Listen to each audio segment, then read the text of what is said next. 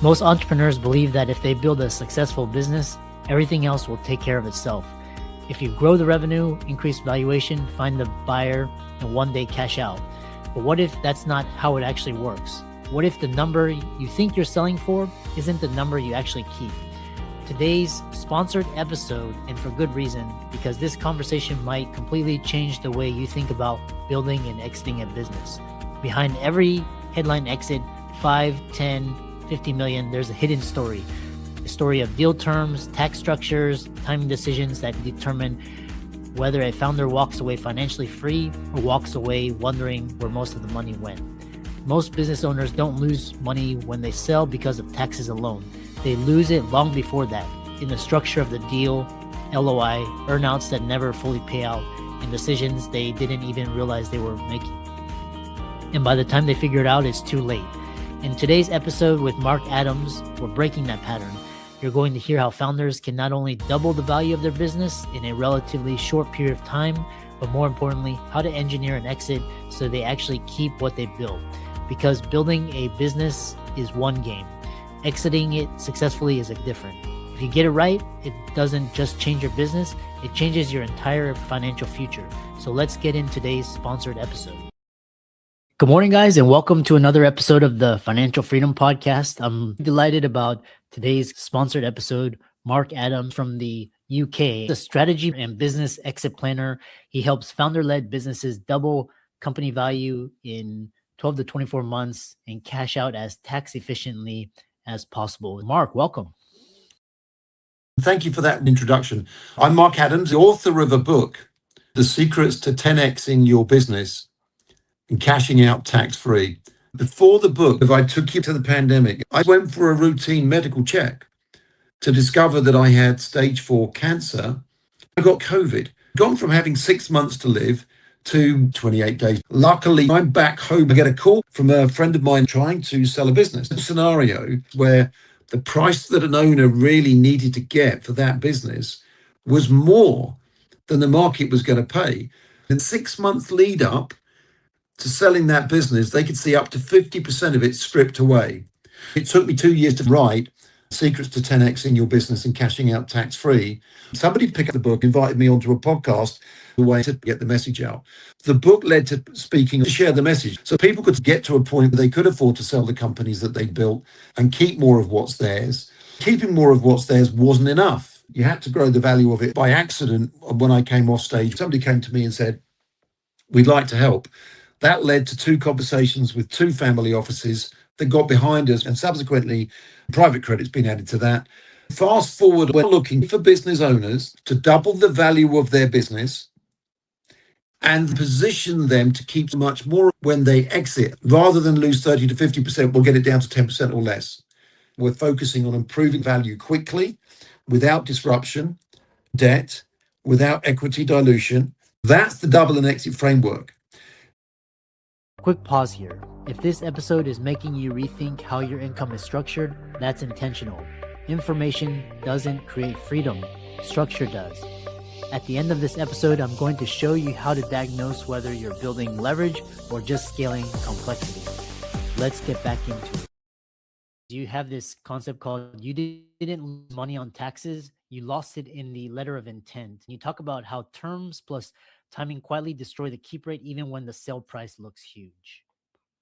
It's a multifaceted area. There's a whole bunch of things that can work against you in the LOI. What I would say to anybody that's thinking about buying a business is get it under LOI as quickly as you possibly can, because it gives you breathing space to go and figure out how you're going to buy that business. What you've got to be careful of is not agreeing to any penalties or starting to incur costs too early. Let's imagine that you go under LOI to buy a business. You want to start building as much as you can for the due diligence process. You could spend a lot of money on that.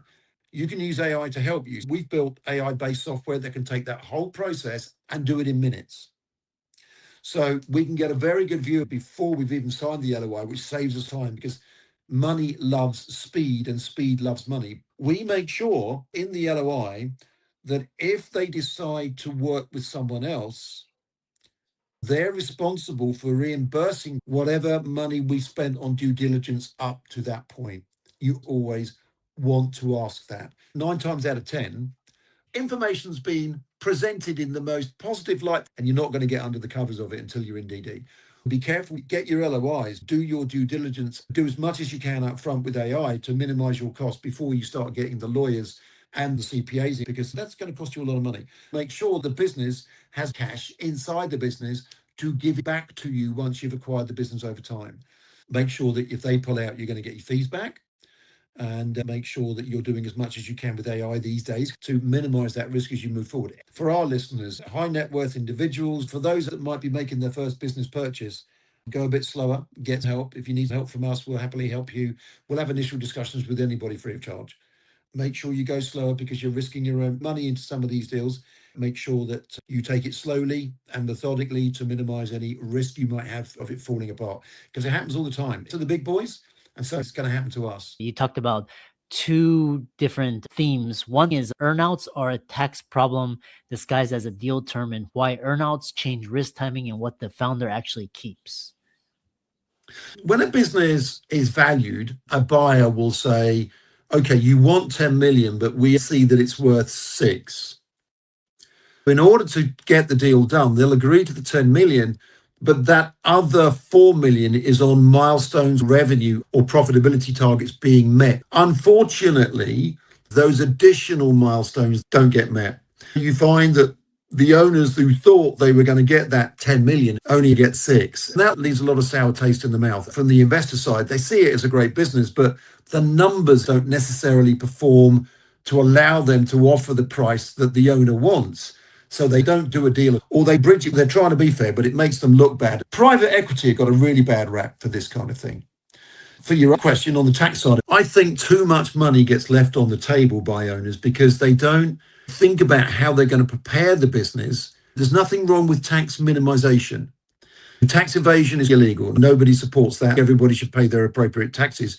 If you can organize yourself so that you pay less tax, there's nothing wrong with that. Everybody should legally and ethically be doing that and keeping more of what's theirs. The combination of the two, increase the value and keep more of it, makes a massive difference. If we go back to a business that's worth 5 million and keeps 3, that 3 million goes in their bank. For the next 20 years, they want to earn from that. You can do some very simple things, put it into insurance products from companies like Allianz. There's property related approved IRS investments that you might be able to make a decent return.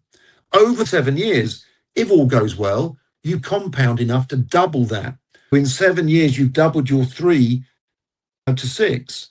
If you, through the double and exit framework, start off with closer to 9 and do the same thing, you've compounded over that same period of time to 18. Even if it wasn't 18 and it was only 14, you're still so far ahead. It starts with organizing your next steps. I realize everybody won't want to do passive income. A lot of investors go back, they get bored. Take some of that cash that they'd earned and put that into a new venture. They could go and help other entrepreneurs go through that same journey where they doubled their value, organized their exit so they could keep more of what's theirs. They get a bump percentage equity in that business they're helping, so when it sells, they get another bonus. That could make $500,000 a year for them on 10 to 15 hours a month. Wicked way to enjoy your next stage of life, especially retirement. Not many people think about it, less implementing. What a fantastic way to conclude this. How can people connect with you and learn more? Go to acquisitionsforyou.com. On the landing page, you'll see a video of me. And if you want to see how you could double the value of the business, click here. No heavy sell, no requirements to talk to us. If they want to talk to us, they can reach out, book a call. There's free tax software that we built on our website. Take them minutes to answer 8 or 9 questions or give them a very good overview of what their position is going to be. If you're making 250,000 in profit, you're not probably going to make enough when you sell to worry about what you're going to save on the tax side of it. If you're going to come into 4 million or more, this is something you definitely should be trying to maximize, especially if you are jointly owning that business with other shareholders. Thanks so much for coming on and sharing your expertise, and keep up the great work. Thank you for having me. It's been a pleasure to be here today, and I hope it helps some of your listeners.